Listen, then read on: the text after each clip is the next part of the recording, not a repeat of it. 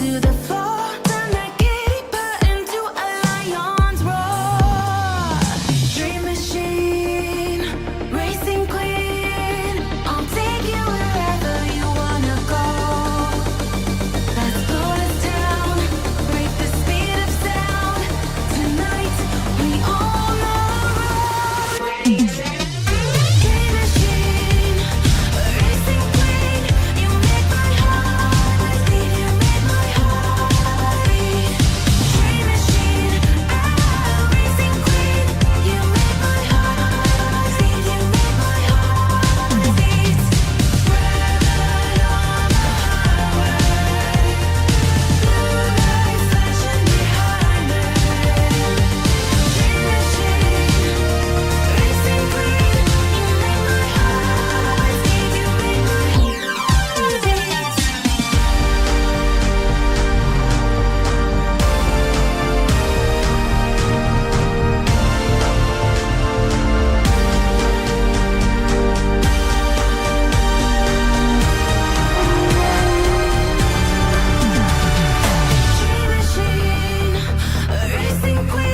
you make my heart beat. You make my heart beat. Dream machine,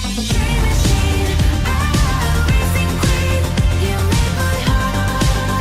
You make my heart beat. Dream machine, racing queen, you make my heart beat. You make my heart beat. Red on the highway, blue lights flashing behind me.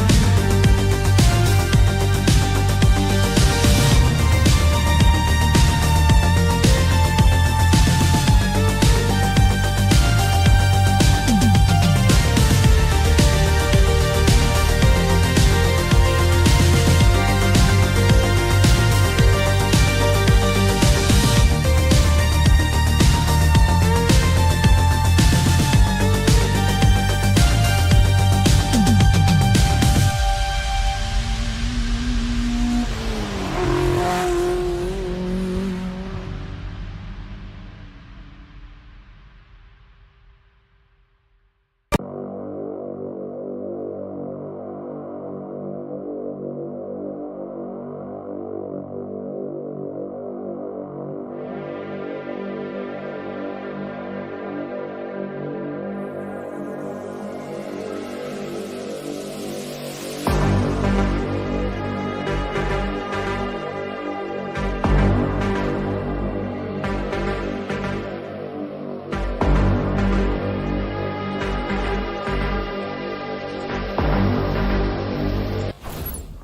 Good evening, ladies and gentlemen, to a very cloudy looking Donington Park here at FRO for the Pro-Am Championship, also known as the Intermediate A and B. So I need to keep getting my head around saying that instead of Pro-Am Championship. But here we do see it is now round 5 here. So we already see the first times have came round 4 qualifying. We're about 5 minutes into qualifying. As it stands, a few technical issues in the background which did delay us just the slightest bit. But all is sorted now. It does seem the person we're on board with right now, which is William Mercier, is currently pole position for the time being with that beautiful 127.2, which I expect to come down when we do see the next qualifying bunch coming out, which would be the pro class, which will be the rest of the field. It does seem, in terms of domination of classes at the moment, it does seem there's quite a few more silver drivers than there are pro drivers here for today, which isn't great, but there is still a whopping 33 cars here for tonight's race, which is great to see. A good turnout here. We do see that is going to be Mercier going quite wide there into the final corner, as well as we did just see a car going through the exit going on to National Circuit. It would almost seem there. We're going board with Tramby then. This is the other FMP Italia car. There's two, I believe it's Tramby, and I believe it's also Trambaglio as well, who is in the pro classes. We do see he is quite a fast driver. Do you see now Mo's Tramby coming across the final corner, 8 tenths up on his personal best lap time. Goes across the start finish line now to go with 127.132, so just improves 8 tenths, but that is going to be enough for pole position, and just a tenth and a half between him and the leader. So it is quite close between P1 and P2. But if you can see already P1 and P2, P2 and P3, there is now nearly a second gap between the two. So that does represent there is a tiny bit of a pace difference between the top two standings and the rest of the field at the time being. There seems to be only 2 minutes left of qualifying for the silvers. Obviously, there's a penalty applied if you continue going out on circuit, not during your allocated qualifying times. I do also apologize in advance if I found the seem a tiny bit ropey today. I have had GCSEs all day, so it is going to be an absolutely messy stream for me. Well, hopefully not, but please stand by with me if stuff like that does happen. I have been in an exam hall for 5 hours and 50 minutes to be precise, so that is not great, but luckily that's all done for now. Do you see now as well, that's going to be Elshag Perry in that McLaren 720S Evo going through the final corner. 4 attempts up on his first best lap time. Still improving, just shaving a tiny bit of time off, but going across the start finish straight. Will he improve? He will not. It doesn't seem it's going to be... Yes, it is going to be a valid lap time, but it just tells you how far the gaps are actually apart at the moment between the silvers. And that is going to be the end of his qualifying run. From now, we do see that's going to be Steve Lawford, the driver I don't think we've seen here at Monza, which was the last race that was merged together. Both A and B servers used to be independent. Now they're running on the same servers, which does make the grids bigger, which I do like. Do Mercier now in the BMW M4 going through this very, very cruel chicane. You can get it wrong and you can get a whopping track cut, or in this case an invalid lap time. As we can see, the bollard's already gone, so someone has taken the shorter route, to say the least, as well. But it does seem now coming through the hairpin. Mercier is going to be able to improve just the slightest bit. It does seem he has a tiny bit of traffic in front of him, which will not help him in the long term, as he still has one corner left. This is by far the trickiest corner, as it's practically blind for half of it, having to hug the inside line to try and get any sort of traction. But it does seem, even though he could have got pole position there. He was 4 attempts up on his first best lap time, but just decides to go through, and he's not going to have enough time to go for another lap. So that is going to be the end of Mercier's qualifying. Provisional P2 as it stands. I don't think anyone realistically will improve the amount of time necessary to get by. Zampiri, though,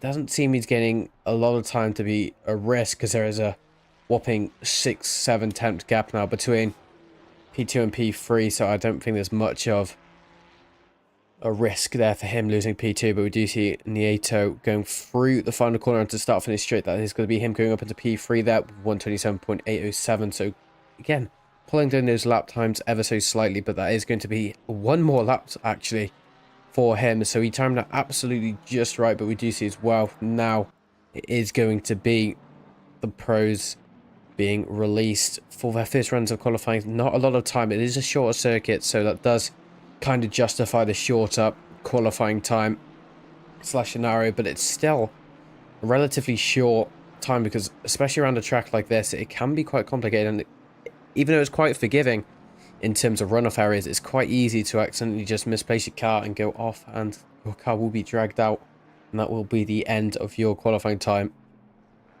for at least a lap or two, which can be close to about 5 minutes the way you time it, right? If you go back to pits, etc, etc. Jonathan Sailing absolutely yeeting the, well, I think that's turn 7 and 8, I believe, of the chicane. I could be wrong there. It's going to go through the final chicane now. He is up by 2 tenths. He's just barely improving, though. He might be able to actually go up into P13 if he's able to keep this lap time materialize. He goes across the start finish straight. Now, he is going to go up to P11, so quite a significant improvement there from him with a 128.507. As well as that, now we do see that is going to be the end of the Silvers qualifyings.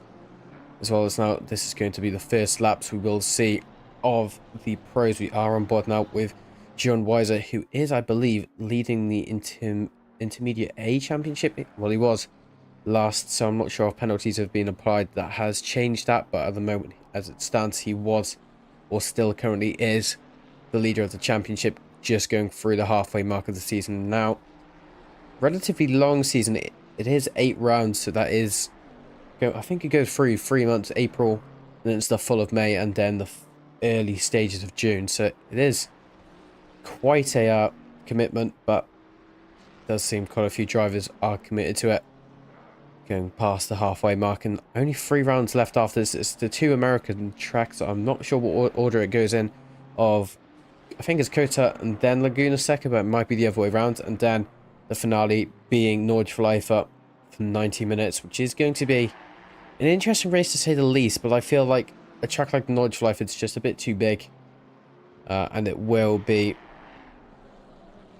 I'm not going to make any pre-judgments, so actually, because I reckon it could be quite a good race. Nordschleife is one of my favourite tracks in ACC. Same with 99% of ACC users at the moment. But it is a brilliant track.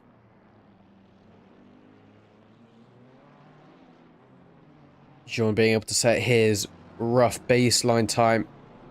Now going through the final corner. Is it going to be enough for pole position for his first baseline time? We'll have to find out as he goes across the start-finish line. Now he does go up. No, he does not.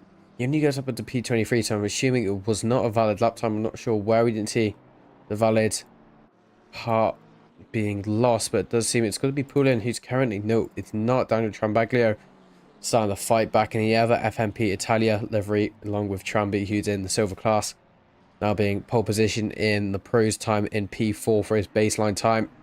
Needs to find 5 tenths to get past Tramby, his teammate, currently in pole position overall, as well as Jeremy Gore in that BMW M4.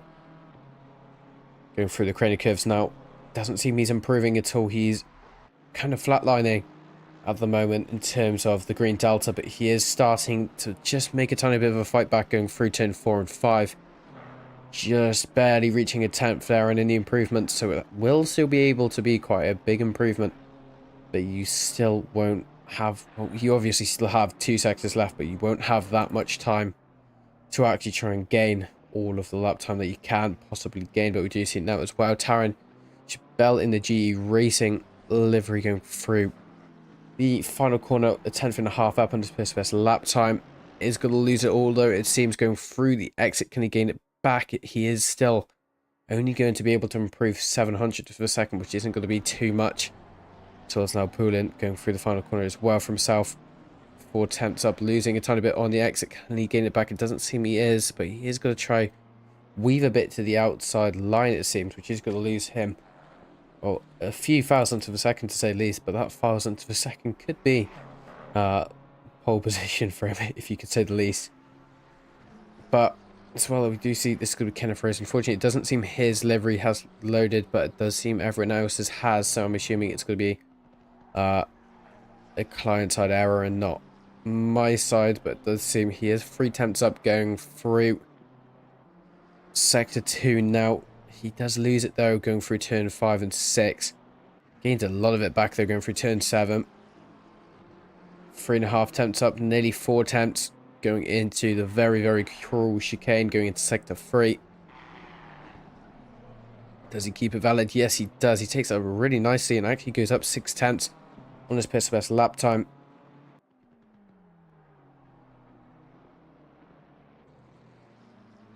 Goes through the hairpin. Only 4 minutes left, so it's about 3 laps left depending where you are on track. But in Kenneth's case, that is about 3 laps, not including this lap now going through. Final corner gains quite a bit of time on exit there, and that's going to be a 5 tenth improvement there. He goes across the start finish line to put himself in P8 only, 127.8. But we do also see a driver of the neighbour Craig Hill making a significant improvement going up to P3 there with a second up on his best delta with a 127.4. But it does seem though most Tramby, and it's going to be Mercier as well. These 2 drivers still, well, would pole with only 3 minutes and 45 left to go. Starting to see that there might have been a tiny bit of a change in split here, but we will see if pros can take these times back. Does seem Jeremy Gore as well, once again going through turn 1 and was improving, then went a tiny bit wide unfortunately on the exit. So it's Poulin. 40296. Goes a tiny bit wide as well.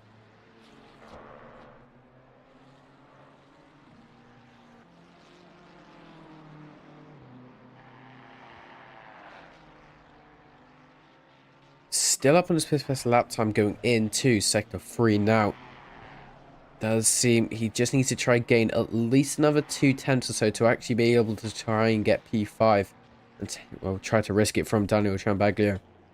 Craig Hill still being pole position for the pro class at the moment, but it does seem there isn't going to be any sort of other significant improvements for the pro classes to try and take away Tramby's time, which is a little concerning to say the least, but it might change. In fact, Poulin is actually up quite a lot there. He does actually take away Daniel Trambaglio's time going into P5 there with a 127.557. Brilliant time there from him. Craig Hill as well, going on for a new lap time already, a 10th up, going through turn 1 into the crated curves now. Was that a driver we haven't seen yet today? Mickey Taylor going through the final chicane for the final time, 6th up on the personal best lap time. Still not going to be enough to get anywhere near pole position, it seems, and only goes up 1 position, unfortunately, there for Mickey. As well as Tommy Griffiths, the driver who has been quite known in Monza. Got quite a bit of screen time, I forgot why. But now goes through the final corner. Is going to lose quite a bit of his time now, unfortunately, but getting to back on exit. Yes, he does, but goes up into P22, so it wasn't as much of an improvement as he could have gained there. And this is going to be his final lap time for himself. Poulin as well. Potentially going to be, yeah, will be able to get 1 more lap time. Now 5 tenths up, so he's got another chance here. It does seem that is going to be Craig Hill in front of him. Hopefully not minimizing his lap time, but it seems there is quite a respectable gap between them two at the moment, and it does seem Craig Hill, well, theoretically should be the faster driver, but it does seem Poulin goes across the line. It's not going to be a valid lap time. Yes, no, it's not going to be a valid lap time. That's going to be unfortunate there for him. It doesn't seem he's going to be able to improve this lap. He has 1 more lap left to do, but we do see that almighty Greg's livery for once. It's actually loaded on my end in Mark GG's car. Goes across to put himself in P4 there in the glorious livery he is currently in. As well as Craig Hill in the back marker Motorsports car, as we can see as well. That's going to be pulling behind him. We were just spectating earlier. Just complete the credit curves going into turn 5 now. Fighting to keep a green delta as it stands. Might be able to do something going into sector 3. Usually the best part for improvements. Trying to brake a bit later into all of the corners. Try to be a tiny bit more brave on the braking. Can he do it? Yes, he can. He's gained already 2 attempts going into the chicane. And he is able to hold a tiny bit of it, but he is now going to be firing once again for green delta, so it might not be the biggest improvement here for Craig Hill on his final lap of qualifying. Back into the red delta, unfortunately, there for him. He might be able to do something going on to the final hairpin. Still going to be red, nothing to gain on exit. Unfortunately, that's going to be the end of Craig's qualifying 400th of a second behind Tranby in P1, as well as going further down is going to be Redhead, the only one who is improving at a significant rate as it stands. 5 tenths. Could be able to go up into, well, potentially P4 if he's able to keep what he currently has, but it does seem he's going fastest and potentially could take pole position.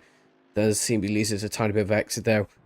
And going into the final hairpin now for the final time for himself. He does gain quite a bit, well, no, loses quite a bit of time on exit, but gains quite a bit back on exit. So it does seem he goes across the line to go into P9 for himself there. Minimised a lot of his lap time, unfortunately, for himself. Only 3 or so drivers left to go, and this is going to be Tommy Griffiths going through the final hairpin for the final time. Just under a tenth from his best lap time up. Can he get it back on exit? Yes, he can. 2.5 tenths now. Can he keep it going across the line? Yes, he can. Put himself into P18. That is going to be the end of qualifying here as we get ready to go. Green for round 5 is going to be a tiny bit of, well, I wouldn't say a break, because we do have to wait until the servers switch over. But as we wait, we'll look what the calendar stands at the moment. It does seem we're currently on Donington for round 5, but we do see, I was right there, it's going to be Cotta next week, and it is going to be as well Laguna Seca the week after, and then rounding it out at Nordschleife for another 90-minute races. And that is going to be us already for, I think it's season 11. Yeah, well, at least she said it right in front of me. That is going to be season 11 as it stands. But we do see it is dusk here for this race as we get ready to do a little grid walk now. It's going to be a bit of a rush on because I don't think we will have enough time to go through everyone, but we will try to say the least as I get everything ready. Do you see going on to round 5 here? We do see pole position is going to be Tranby, I believe it is, followed then by Gore. Hang on, I've done this wrong. I apologise. Oh no, that is very, very embarrassing. Just go back here 1 second. That is annoying for me.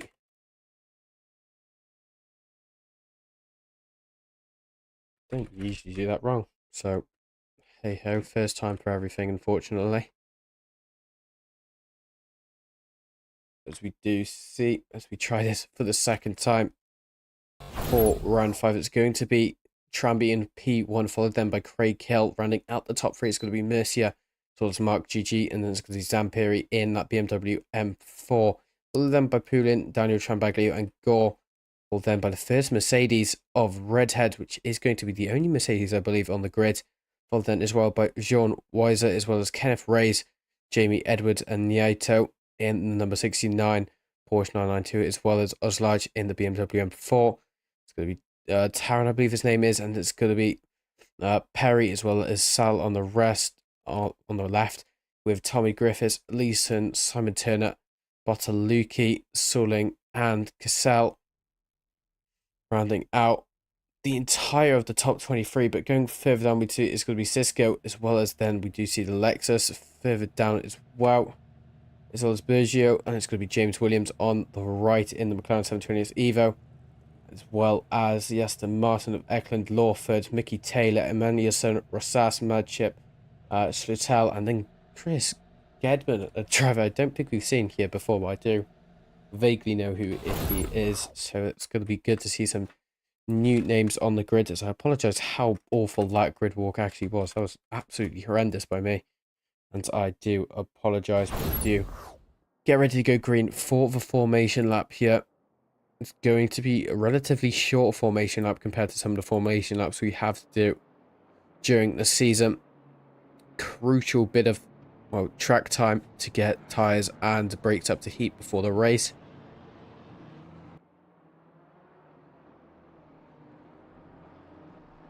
Our race here, quite a cold track, or relatively cold to say the least. It will be going into the night, so it will get colder over time.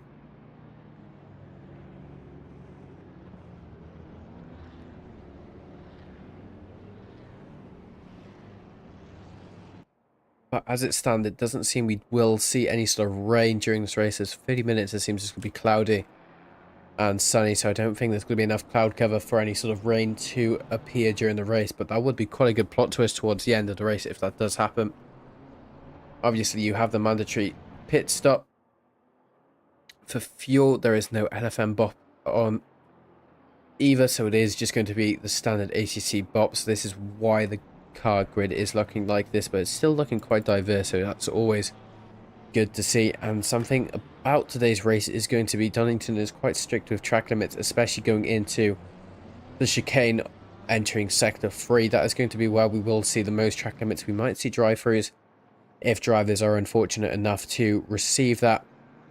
Do you see a bit of the flashing lights by Tranby in P1, starting the grid off nice and strong in quite a nice livery as well. Tranby doing quite a few, I believe, leagues I used to cover him. I believe he is on the stream as well, because he would not be doing that usually. I'll tell you that.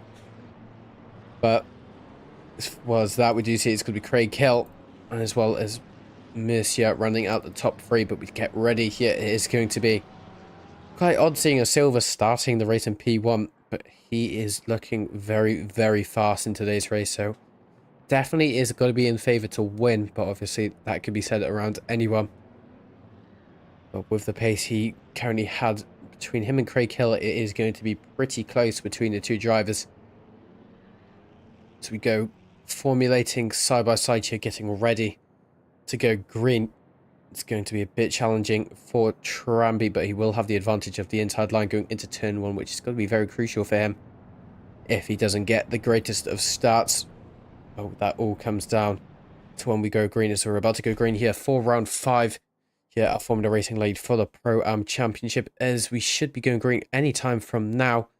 It's going to be Mose Tramby in P1 and Craig Hill trying to chase him down as we go green now. We do see it's going to be Mose Tramby already trying to cover the entire racing line, which he is able to do that, and he goes up into the lead, already having quite a comfortable position there. That's going to be Jeremy Gore, unfortunately, off, as we do see there's going to be a bit of slow contact there. That's also going to be, unfortunately, Nieto hitting the BMW M4 as well as the Ferraris. I think that's pulling, as well as that is going to be, I think it's Turner, unfortunately, being flipped around. As that was quite an interesting start, to say the least, but going back on board with the leader, who's already, that's not going to the leader, actually, as it seems, once again, as this always happens with ACC, but it does seem Tramby already starting to make a bit of a comfortable lead for himself. Nearly a second going into the first sector alone, which is pretty impressive to say the least. So it's Poland, unfortunately, going a bit wide there. I believe that's going into turn 4, as we get a replay of what's happened there.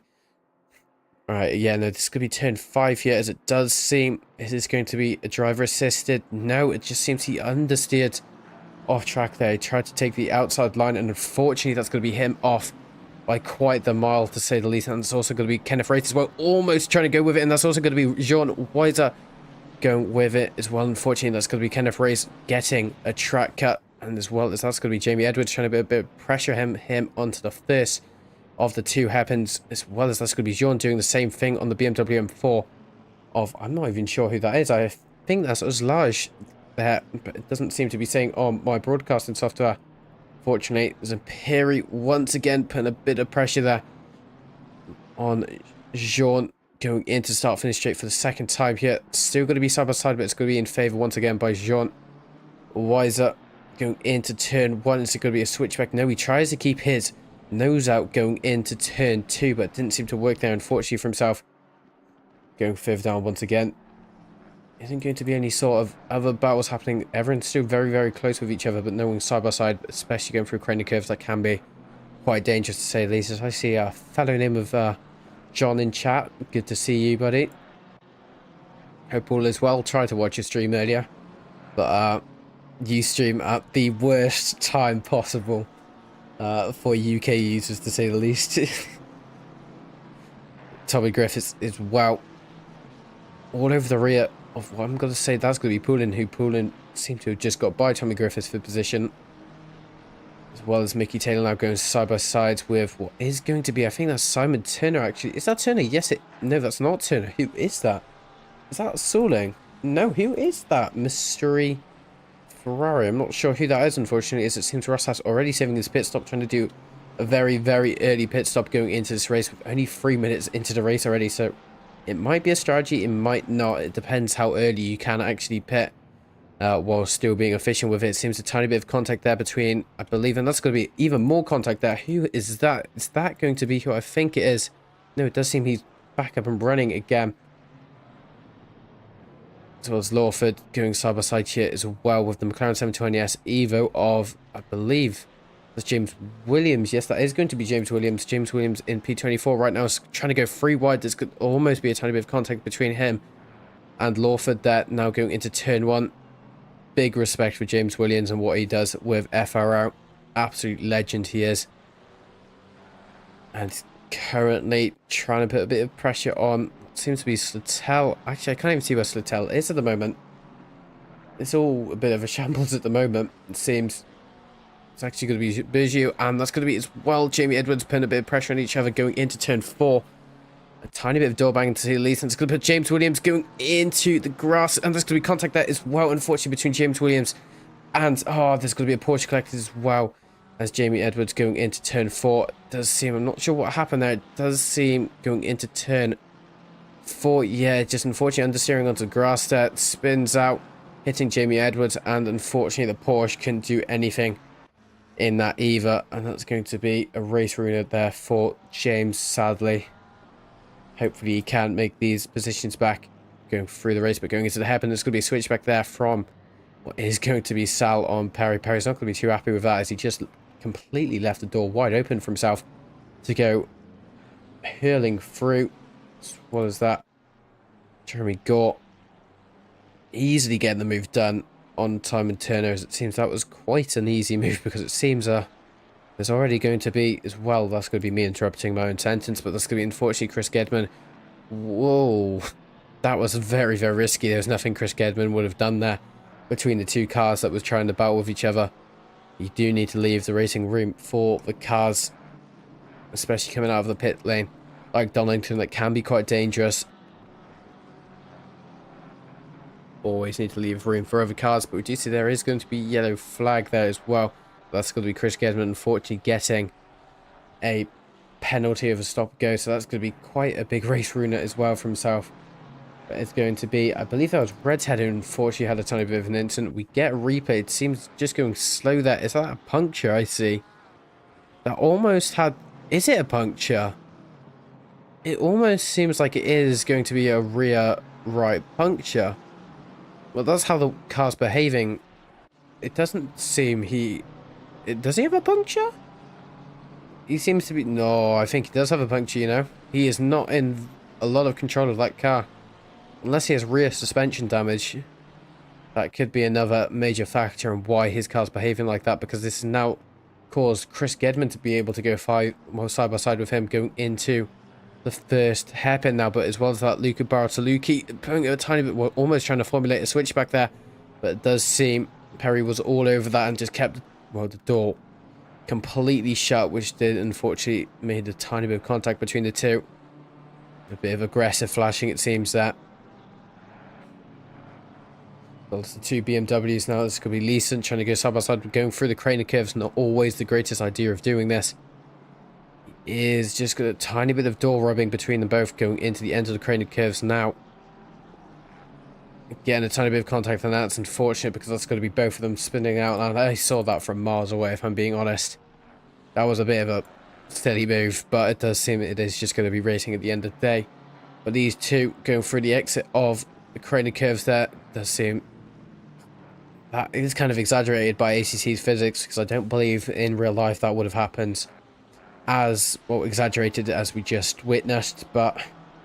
It is ACC, and you just need to be cautious of ACC physics because they can be pretty ropey, as everyone likes to know. And it's the same with any sim racing game, and it's something that I don't think we will see improving for a good while, to say the least, because physics is something that is quite difficult to simulate, but it is being worked on, and it's still pretty good for what we've got so far. Tara now using the slipstream advantage of Oslage going into turn 1. It does seem, though, because the BMW seems to have the higher speed than the McLaren, because the McLaren obviously having the advantage through corners due to it being a very, very aero-reliant car compared to the BMW, which you could say is quite balanced, but is probably more in terms of top speeds. I reckon those BMWs and the Mercedes are going to be absolutely dominating at Nordschleife at the end of the season. As it does seem there's not too many... It seems a lot of Ferraris, but I feel like the Ferraris are going to have quite a big issue of bottoming out, especially during the carousels. Like, could fling the car around, as we have seen in the Rouge Radeon as well. The Ferrari 296 has issues around there because it just bottoms out at the top of a Rouge Radeon, which is going to... Well, why you see the physics start to exaggerate while the car starts like fling around everywhere in ACC. But that was a yellow flag. I'm not sure who that was, because unfortunately at the moment, I'll get a bit nerdy here, but it does seem ACC race controls, well, yellow flag detection system has been temporarily removed due to the API system of Assetto Corsa being modified, I think it was. So they have to try either refix it or find some sort of loophole with it, which is very unfortunate for now, because it makes trying to track these yellow flags an absolute nightmare. As we do see, that is a huge bit of rough play there from these two cars, as it does seem that was kind of raised swimming all over the track going into start finish, which is something I don't think you should ever do, to say the least. But now it's going to be all over the rear of Tarrant going into the cranered curves. Might be a tiny bit unpredictable, not too sure yet. We go on board with the wing of Tarrant going into the exit of the cranered curves now.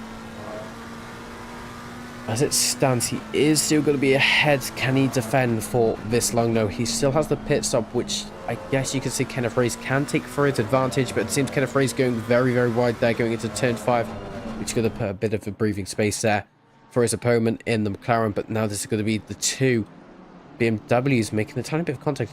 We'll get a replay on what happened there, because it doesn't seem Kenneth was too happy, but it does seem obviously when he went a bit wide there, that caused all of his momentum to be lost. And then it's going to be him and Oslage making a bit of contact there, going into the first of the two right-handers before entering sector 3, unfortunately with himself going down a few positions as well. Now Tommy Griffiths, getting the switchback formed on, unfortunately, with what's going to be, I think it's Poulin. That is going to be Poulin. Is he going to try to do it again? He's going to try to do it again going into the final hairpin. Doesn't work for him, though, unfortunately. He's just have to wait behind once again, which is something that you probably see quite a few times during this race. Those hairpins being major factors to be able to overtake him. Just trying to brake a tiny bit later and try to formulate some sort of switchback, and it's the best way to overtake on this track. Is going through the craner curves is going to be an absolute nightmare, or trying to overtake, and the other corners are quite off camber to say the least, so it's going to be quite difficult to get the grip on the other lines that isn't the racing line, especially on what we're going through now, turn 5. The outside line is a bit dodgy to say the least, especially going through now turn 6 and 7 as we're about to approach here with Taron, sorry. But yeah, these two corners are quite sketchy as well. No one's ever got to try attempt going into the chicane, so well, side by side. That is going to be the stupidest idea if anyone does that, but luckily no one will be doing that, hopefully. We do see Cisco in the beautiful Lexus. I respect him very highly for being in that Lexus, the only Lexus on the grid, and actually might be quite good around Nordschleifers. I know I saw a video by Hymo Setups, I believe it was, who I'm not sure if they have the world record, but I believe they did a 757, was it? In the Lexus, so I believe the Lexus definitely has a strong advantage here. As well as there being no ACC BOP, there is less assistance for the Lexus to say the least. But we do see behind him then, that's going to be Eklund in that beautiful livery, the BS Racing one.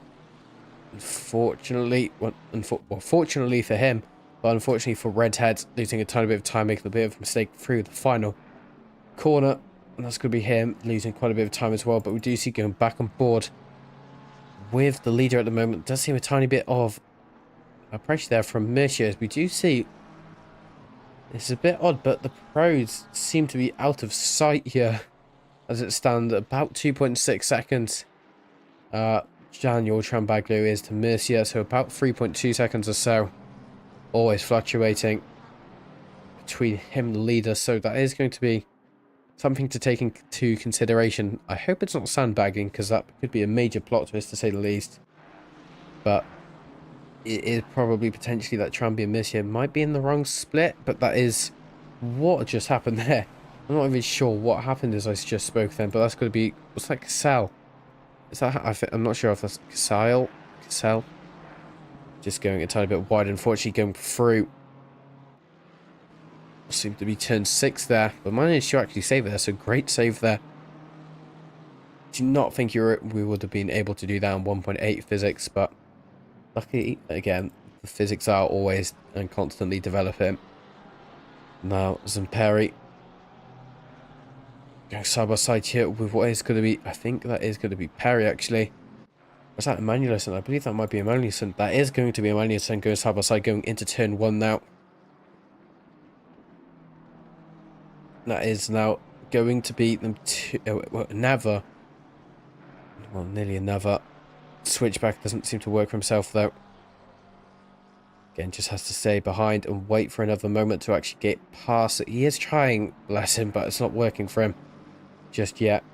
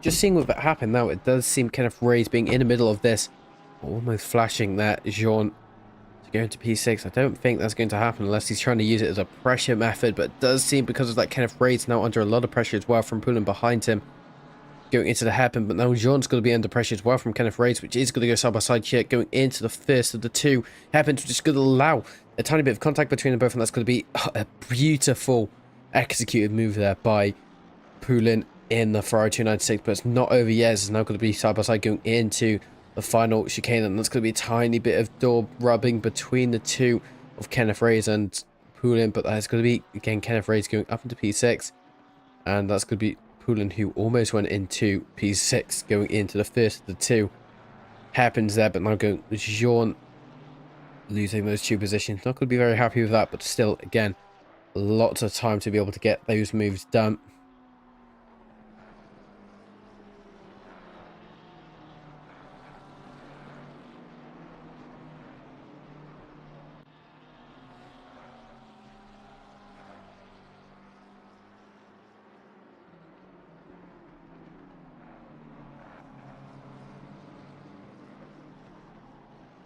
Does seem Jim Emanuelson now as well on, I think is Zimperi, I think is how you say it. Unfortunately, if I said that wrong, I apologize. All over the rear of him for the unlucky number of P13. At the moment, still not going to be working for himself. In fact, he's losing quite a bit of time there to the 165 BMW M4. Well, as Tommy Griffiths actually in sight of the 165. As well as Jim Emanuelson actually gaining quite a bit of time going into Sector 3 now, so might actually be able to, well, retaliate to regain his position as it stands. As well as Naito trying to get past Mickey Taylor for position, as well as we can see that's going to be Sattel behind him as well going into the chicane, but I'm sure that was Jean. What was that, Jean? That was Jean. I'm not sure what happened there. I saw it vaguely in the distance. We go and get a replay going into the final chicane. Oh, there's going to be contact there between Poulin and Kenneth Ray. There's going to be even more contact between the two. That's going to be unfortunate and unnecessary contact there for Jean, and there's going to be a lot of, well, potentially not that much damage, but it's still going to be a noticeable amount of damage for himself. It's Sattel now going side by side with Naito as he's going to try formulate that switchback. It's not going to work for himself just yet, as he's just have to tuck himself behind. Going to be in the same machinery car though, both in the Porsche 992, so it's all going to be down, as I say, down to setup and car confidence, well, and track confidence as well, you could say. The drivers, as well as that, if they fight too hard, it is going to be, that is a meatball flag, and I'm not sure who that's for. Oh no, that's going to be, it seems, for Tristan Sattel, who hasn't got his lights on. So I think, I've seen this before. I believe this is actually a graphical bug, because by now he would have been disqualified for driving without lights on. So he does have his lights on in his car, and that's why he's not being disqualified, as there was a huge moment there for him, but managed to save the car, but loses a bit of time. But it's another one of these ACC bugs that have been, well, it's not really commonly occurring for me, because I don't do that many night races, but it is something that is becoming more and more popular, unfortunately. There are definitely a few ACC bugs that should be resolved soon, well, I hope soon. And I think one of those has to be I forgot what was the damage desync, is when the car's damaged, well, isn't damaged but looks damaged on a third party user. So it is something that I hope it is changed soon, because it looks a bit odd, because as well as that, I know this game isn't always going to be perfect when it comes to collision physics and, well, body physics, but it is just something that I feel like it looks a tiny bit odd when you crash. Like, you will never see a car really looking like that if you've had a major impact of, let's say, like a bonnet flapping. That's like practically minor contact in real life motorsports, you could say. So I'm not saying get like a soft body engine like BMG, but I reckon they should improve the collision physics just at least slightly for it to actually look a tiny bit better, and potentially having better consequences as well, like losing your wing potentially. or losing a bumper. That would actually be quite cool thinking about it, but that is probably something that will never come unless it comes to ACE Evo when that comes out at the end of this year, which is going to be something new and interesting to say the least. It's definitely going to be fun. It's Simon Turner, making contact there, unfortunately, that's going to be Cisco. As you see, that's going to be both of them, unfortunately, losing quite a few positions there, both going down into P26 and 25, I believe. Fortunately for them both, it seems Simon Turner just braking a tiny bit late, unfortunately going into the hairpin, but losing both quite a few positions and potentially a bit of damage for both parties involved. But it's going to be a lot more damage for Simon Turner, and Simon Turner will definitely feel it more from the front side of his Ferrari 296, which again is one of those aero-reliant cars compared to the Lexus. There was a bit of light flickering actually by Simon Turner, so there might be quite significant damage to the front end of that car. But thinking about it, it might be that, well, the Lexus can take a bit more of a battering compared to Ferrari of Simon Turner.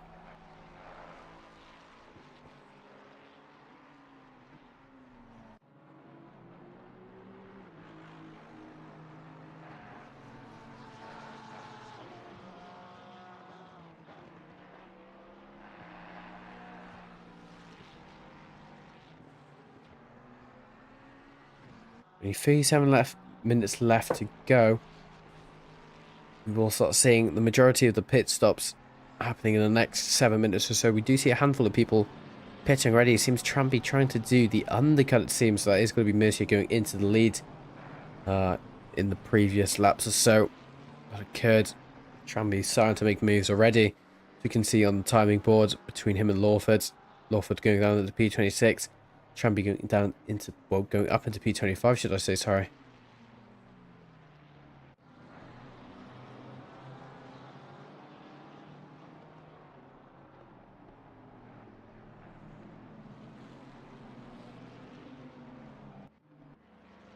It's going to be Simon Turner coming into the pits now. You can actually see how much damage he actually has accumulated because of the the crash he's had with Cisco in the Lexus, unfortunately, earlier.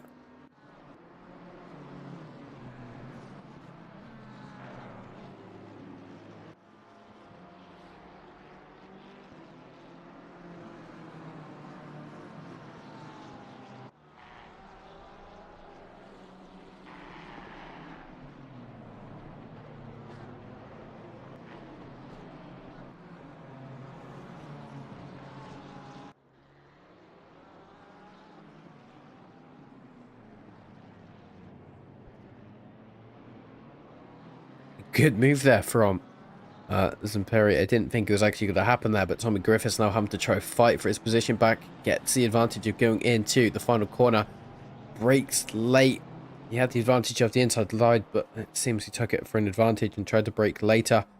But now again has the advantage of the inside line of turn 1, but it doesn't seem he's going to have to need it. But yes, he will have to try use it, and somehow there's going to be a tiny bit of contact between the two BMWs.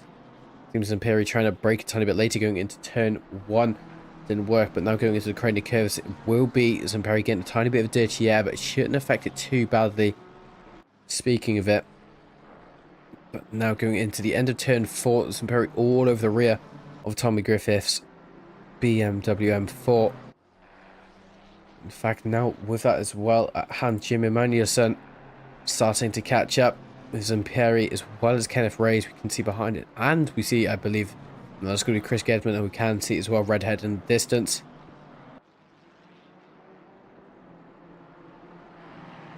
Only 35 minutes left to go. We'll start seeing silly moves starting to happen, like this one potentially going into the chicane. It's going to be both of them going side by side, and it seems Kenneth Reyes is going to go with it, but unfortunately it's going to be Zamperi just having a tiny bit of a moment, it seems, not being able to recover his car. And time is going to be at a very vulnerable place of being spun, and the wrong way around going into the chicane. Seems, yeah, there's going to be contact between him and Tommy Griffiths, and that's what's going to cause both of them to spin, and that's going to be Tommy Griffiths in the wall as well, so there's going to be even more damage there to Tommy Griffiths than what Giuseppe received.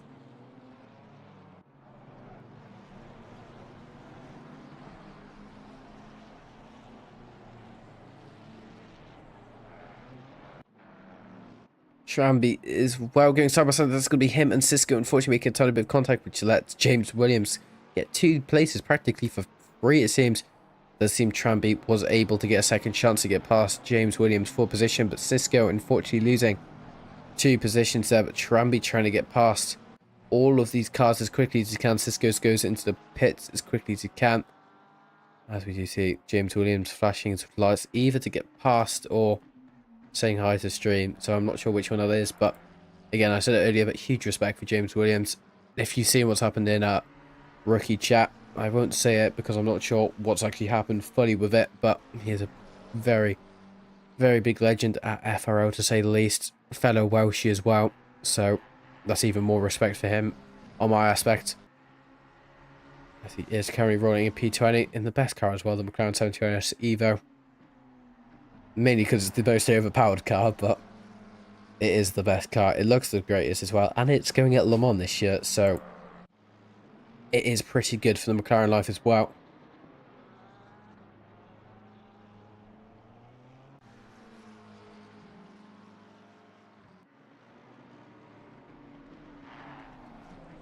Trying to find if we do see any other battles on tracks. It does seem we've actually lost them quite quickly into this race, but it does seem Nuto trying to make the move on Mickey Taylor for position for P number 17. Into the final corner, it does seem he gets a solider line than Mickey Taylor, but it does screw the exit up a tiny bit. Unfortunately, going onto the grass, and that's going to lose him a tiny bit of momentum.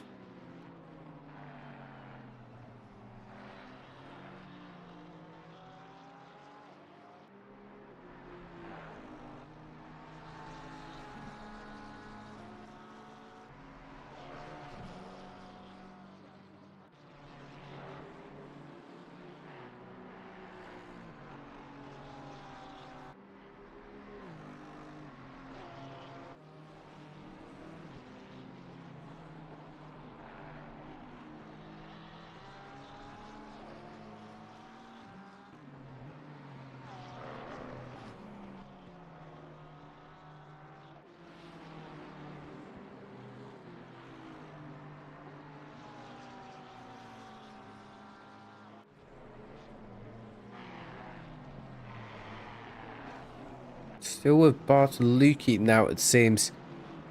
Putting a bit of move, well, nearly put a move there in Cassell, but it seems he got past going through the chicane. As we get a replay on what happened. Going through the chicane, it does seem Cassell makes a tiny bit of a mistake there, losing all of his momentum, unfortunately having to go through the gravel trap, and it's going to also be him receiving a track cut warning as well. Manages to get by, but whoa, I thought that was him going into the wall for a second then, Bartolucci, but manages to go into the pit lane instead of the wall, and that is definitely going to be a bit of a relief for me as well.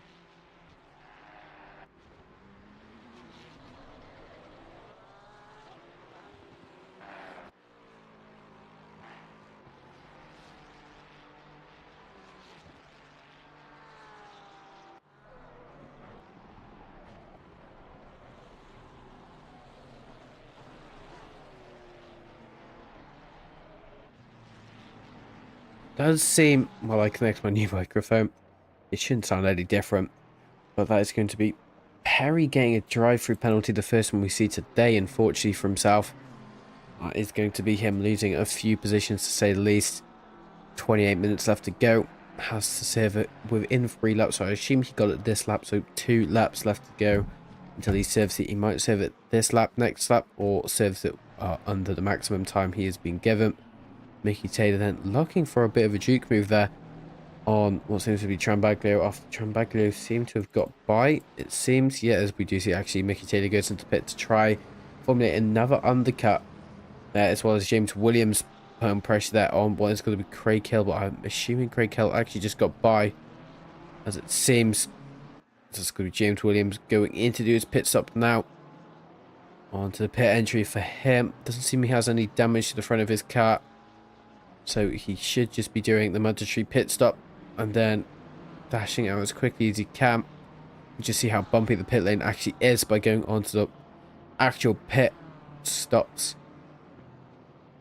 As now we do see as well Tommy Griffiths once again, one of the only drivers at the moment battling in the Team WRT car, going side by side now with the BMW M4 of Bartolucci. That's going to be him getting the move done absolutely flawlessly going into the final corner, as we also see it as well. That's going to be, there was a bit of a flashing lights there from Bartolucci going into the end of turn 1. Not sure if he was happy with the move, but it was a flawless move to say the least by Tommy Griffiths.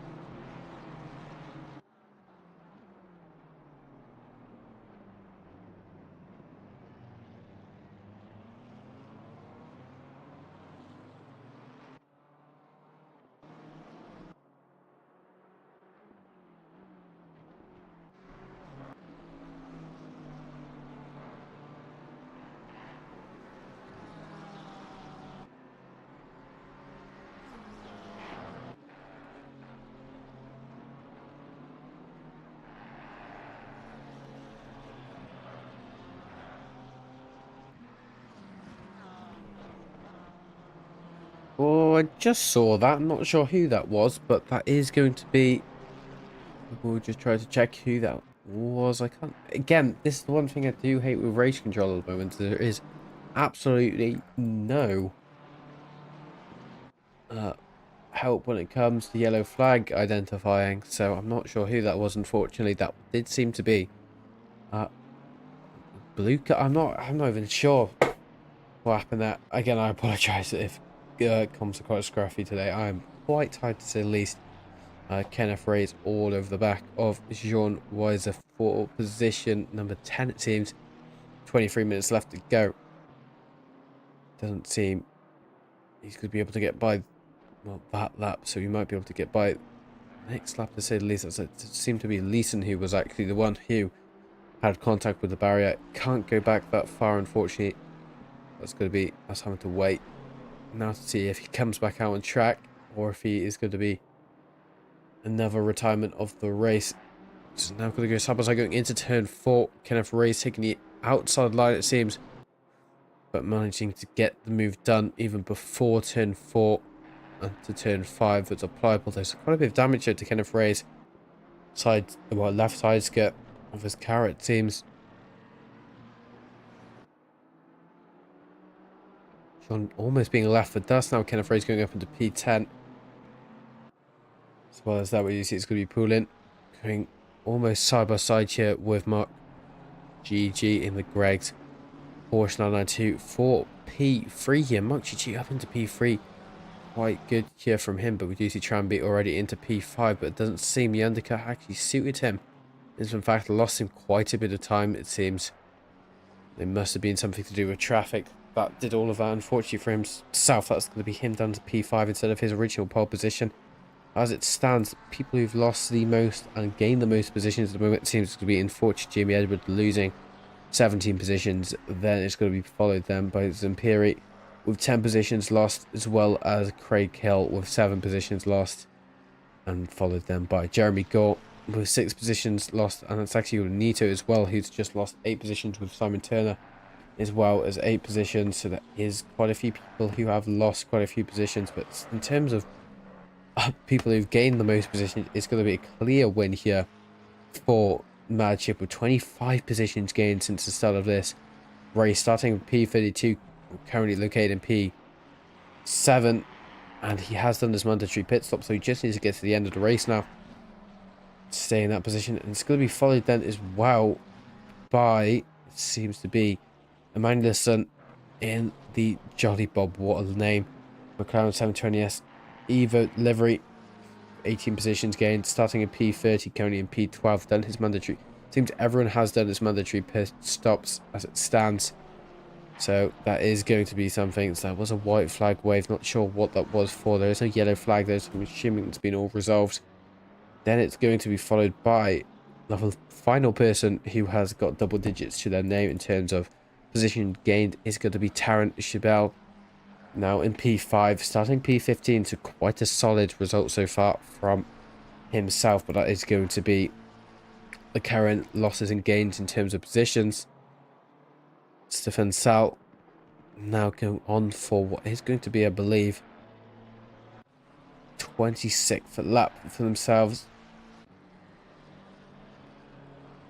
Just going past into the teens now in time left.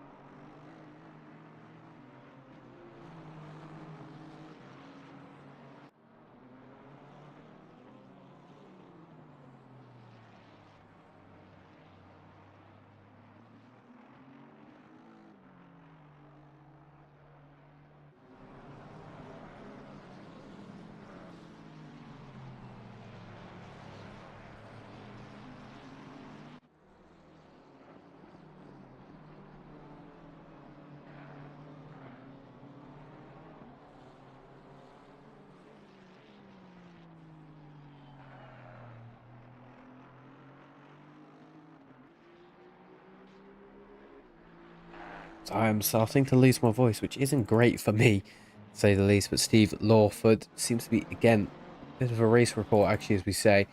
Mercia currently in P1 seems to have quite a comfortable lead, to say the least, currently with a comfortably 3.6 second gap. Then it's going to be followed by Daniel Trambaglio and then Poulin taking up the top 3. Then followed by Tramby in P4, running at the top 5 so far. It's going to be Chabelle, followed by Craig Hale and Oslage, which is going to be the unlucky number, as well as P7, followed by Mad Chip, Kenneth Reyes, and Jean Weiser. Rounding out the top 10, going further down, then it's going to be Stefan Sal, as well as Jeremy Gore and Emmanuel rounding out into the unlucky number of P13, as well as Zamperi in P14 and Bergio in P15. Going outside the top 15 for now, it's going to be Parry, Tommy Griffiths, and Bartolucci rounding out the top 17, as well as Eklund in P19. Well, Tommy Griffiths in P18, as well as Eklund in P19, and Mickey Taylor in P20, as well as James Williams in P21 and Cisco in P22. Then it's going to be Jonathan Soling, as well as Lawford in P24, as well as Nito in P25. Going outside of the top 25, then it's going to be Mark GG in P26 in the Porsche 992, as well as Jamie Edwards in the Ferrari 296 in P27 and P28. It's going to be Simon Turner in the Ferrari 296, number 346. It's going to be Chris Gedman as well in the FRL 79992. And then rounding it out, last but not least, it's going to be Marco Alexandro Casal, the Italian driver for Team SPX, in that Ferrari 296. With only 12 minutes left to go, the closest battle on track so far does seem to be Jeremy Gort in that BMW M4, putting a tiny bit of pressure on Stefan Sal, but it seems Sal starting to be able to create a bit of a gap for himself. Seems in terms of the last lap times with each other, it seems it's going to be in favour though of Jeremy Gort. So it seems Jeremy Gort is starting to be able to reel that gap in that was originally created. As it does seem Stefan was able to set at 129.272. Then there's going to be Jeremy Gort with 129.015. So about a 2 times difference, which is quite significant to say the least, per lap. But if that is just an anomalous lap, we'll have to find out, because it does seem Stefan has got the legs to be able to run away from Jeremy Gort. It does seem he's being able to maintain about a 5/10 gap between him and Jeremy Gort as we speak.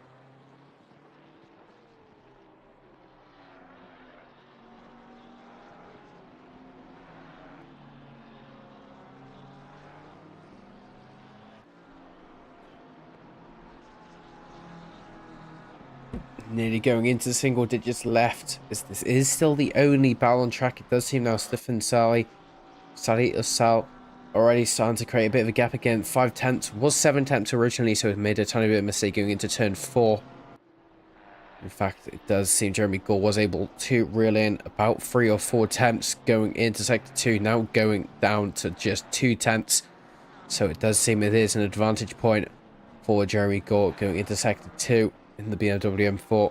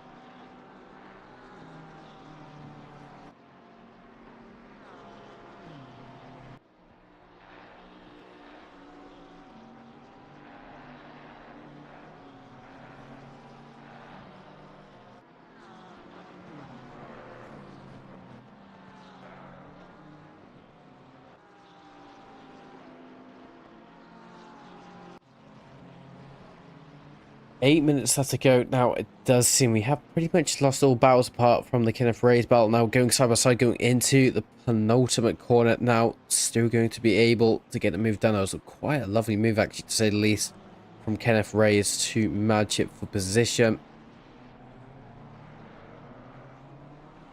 It's going to be already him starting to create a ton of a gap for himself going on to one of the final laps.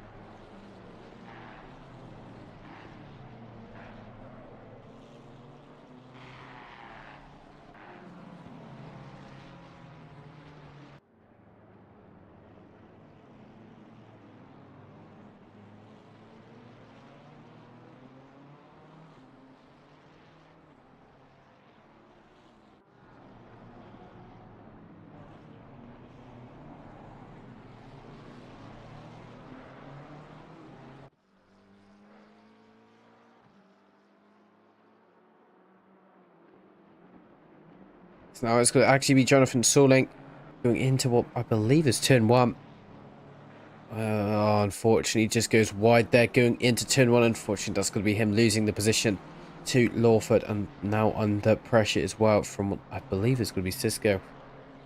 Well, I'm not too sure at this rate because it does seem everything's mixed and matched around on my leaderboard.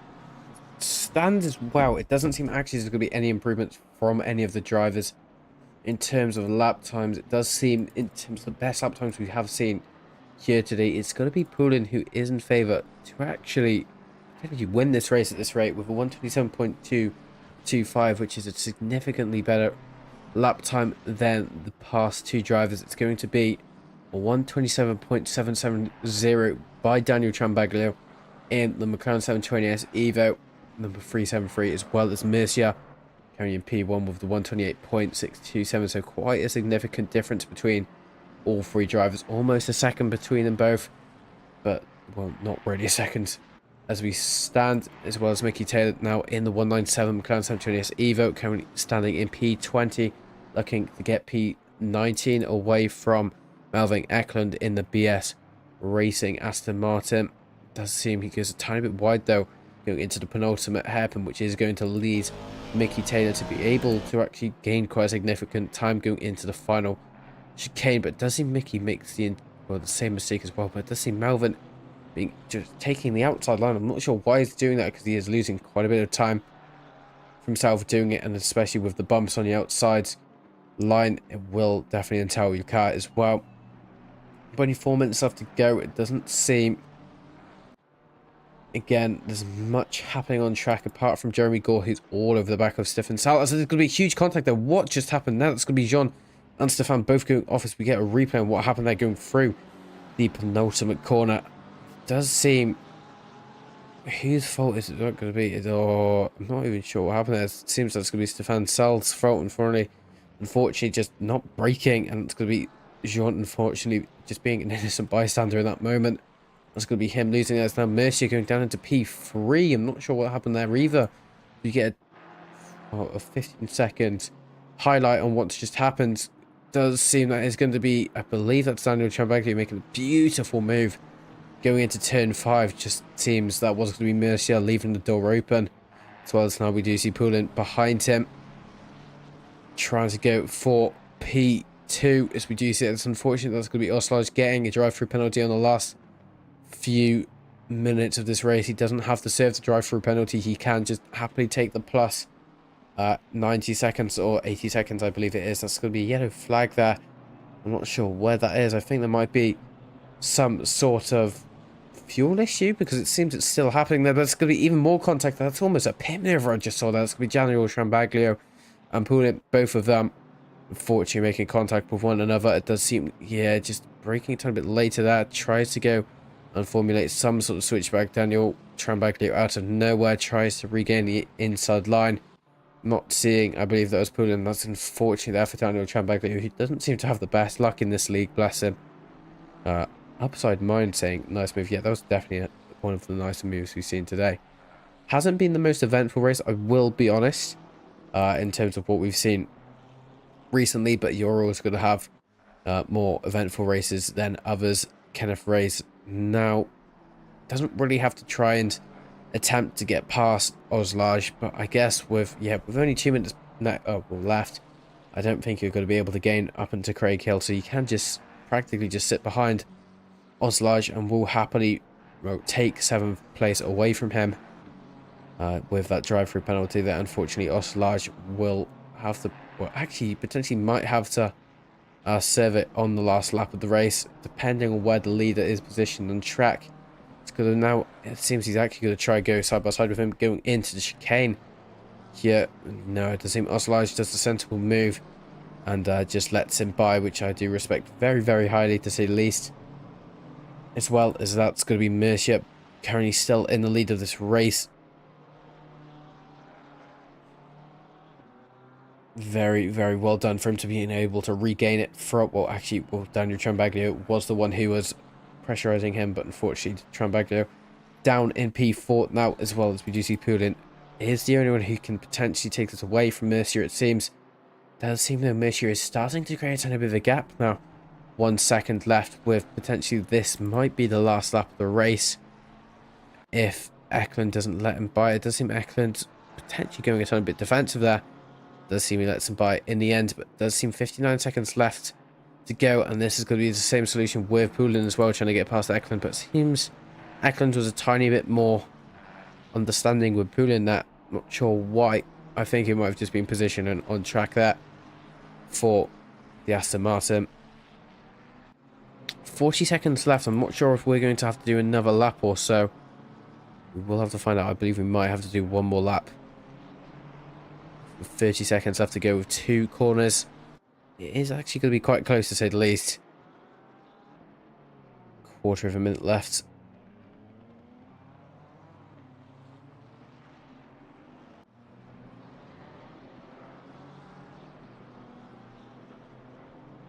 We are going to have to do another lap. It does seem it's going to be very, very close between them both. But going on to the final lap of this race now. It's going to be one full lap now for Mercier to try and keep it. Going into the final lap of the race, we will actually see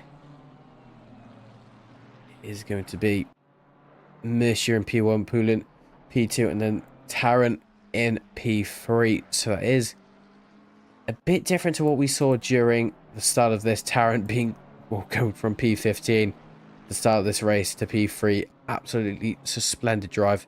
Mad chip, 24 positions. Again, absolutely mad, as well as Magnussen with 20 positions since the start of this race. So huge point advantages for them going into the championship. We'll be able to put them up quite a few positions, to say the least.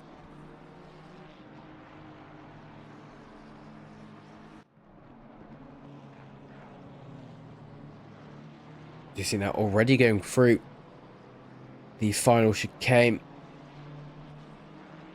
Going through the complex of 2 very, very technical hairpins flashing of the lights there from Mercia. But now we do see Poulin still all over the rear of him, so there still could be a chance there, but Kenneth Ray's now going side by side, it seems, with what seemed to be Tranby there. Doesn't seem Tranby's definitely had the best of races, bless him. Still in quite a high position though, so gotta respect it, but it does seem that's going to be Mercia winning round 5 here at Donington, followed then by Poulin in P2, and then it's going to be Taran taking the finish line in P3, and then it's going to be followed by Daniel Trambaglio, as well as Craig Hill behind him, taking P4 and 5, as well as you can see in the distance as well. It's going to be Tranby and Madship as well, taking P7 and 8, as well as Jeremy Gore and Magnusson as well, who are just participating in the final corner now. Coming P9 and 10. Oslage takes P11 as well.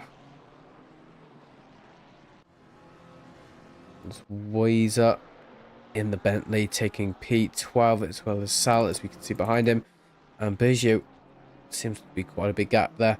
It's going to be the final few people to actually finish the race. It will be Bijou in P14, Perry in P15, and then going to be Perry in P15, as well as we do see Bartolucci and Tommy Griffiths, the only two cars not yet to finish this race.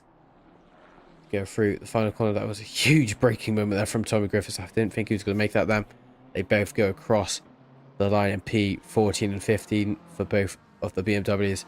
And that is going to be the end of today's race. I do apologise once again if the comments were a tiny bit scruffy.